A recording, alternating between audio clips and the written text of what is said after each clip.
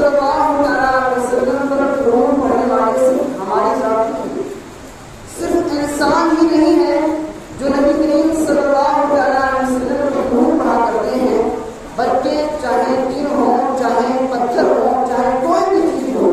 ہر مخلوق کے محبوب پر درود پڑھا کرتے ہیں، چاہے وہ پتھر ہو، چاہے وہ جانور ہو، چاہے وہ نباتات ہو، چاہے وہ حیوانات ہو، کوئی بھی شے ہو، ہر شے میرے محبوب پر درود پڑھتی ہے۔ آپ ایک واقعہ بتاتا ہوں، ایک مرتبہ نبی کریم صلی اللہ علیہ وسلم اپنے حجرے مبارک سے نکل کر چلے گئے۔ کہتے عائشہ رضی اللہ تعالیٰ عنہ فرماتی ہیں کہ میں نے دیکھا کہ نبی کریم صلی اللہ علیہ وسلم حجرے میں موجود نہیں تھے۔ میں پریشان ہو گئی کہ آخرکار نبی کریم صلی اللہ علیہ وسلم کہاں تشریف لے گئے؟ یوں تو اس وقت میں حجرے میں موجود ہوا کرتے ہیں، لیکن آپ حجرے میں نہیں ہیں، کہاں تشریف لے گئے؟ آپ فرماتی ہیں کہ میں نبی کریم صلی اللہ علیہ وسلم کی تلاش میں آقا کریم صلی اللہ علیہ وسلم کو دیکھتے دیکھتے میں مدینے کی گلیوں میں پہنچی، مسجد نبی میں پہنچی، لیکن ڈھونڈتے ڈھونڈتے آپ کو دیکھتے دیکھتے جب میں جنت البقیع میں پہنچی تو میں نے کیا دیکھا کہ آقا کریم صلی اللہ علیہ وسلم جنت البقیع والوں کی دعا فرما رہے ہیں، قبر والوں کے لیے آقا کریم صلی اللہ علیہ وسلم دعا فرما رہے ہیں۔ آپ فرماتی ہیں کہ میں ایک سائڈ کھڑی ہو گئی اور کچھ دیر کے بعد میں نے دیکھا کہ ایک آواز آ رہی،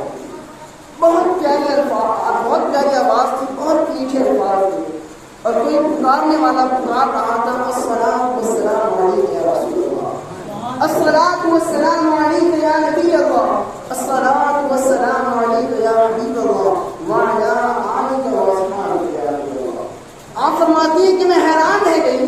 کہ آخرکار یہاں یا تو نبی کریم صلی اللہ علیہ وسلم ہے اور ان کے علاوہ میں ہوں، اس کے علاوہ کوئی تیسرا نظر نہیں آتا ہے، لیکن آخرکار میرے محبوب پر درود کون پڑھ رہا ہے؟ نبی کریم صلی اللہ علیہ وسلم پر درود و سلام کون بھیج رہا ہے؟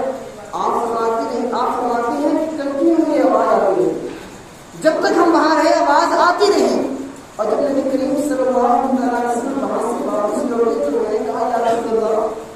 میں آپ کو دیکھتی ہوئی یہاں تک پہنچ گئی۔ کچھ دیر کے بعد میں نے کہا یا رسول اللہ، جب میں آپ کو دیکھ رہی تھی کہ آپ قبر والوں کے لیے دعا فرما رہے تھے تو میں ایک سائڈ کھڑی ہو گئی،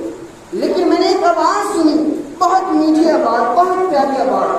اور جملے یہ تھے کہ الصلاۃ والسلام علیک یا رسول اللہ، یا رسول اللہ صلی اللہ علیہ وسلم، فدا کا امی باپ یا رسول اللہ، میرے ماں باپ آپ پر قربان جائیں، آخرکار میں کون تھا جو آپ پر درود سلام دے رہا تھا؟ وہاں یا تو آپ موجود تھے یا پھر میں موجود تھی یا قبر والے موجود تھے، تیسرا کوئی ہمیں نظر نہیں آ رہا تھا، پھر کون ایسا شخص تھا جو آپ کو درود پڑھ رہا تھا؟ تو آپ نبی صلی اللہ علیہ وسلم ارشاد فرماتے ہیں، اے عائشہ سنو، مجھ پر صرف انسان درود نہیں پڑھا کرتے ہیں، بلکہ اس قبرستان میں ایک پتھر تھا جو مجھ پر درود پڑھ رہا تھا، ایک پتھر تھا جو مجھ پر درود پڑھ رہا تھا۔ ذرا سوچیں، نبی کریم صلی اللہ علیہ وسلم کو ضرورت نہیں ہے کہ ہم درود پڑھیں، ارے یہ ہماری ضرورت ہے کہ ہم نبی پر درود پڑھیں، اپنے گناہوں کو مٹائیں، ہم نبی کریم صلی اللہ علیہ وسلم پر صلاۃ و سلام پڑھیں اور اپنے درجات بلند کروائیں، ہم نبی کریم صلی اللہ علیہ وسلم کی بارگاہ میں درود شریف کا ہدیہ پیش کریں اور ہم اپنی درجات بلند کروائیں۔ یہ ہماری خوش نصیبی ہے، یہ ہمارے لیے بہتر ہوگا کہ ہم اگر نبی پر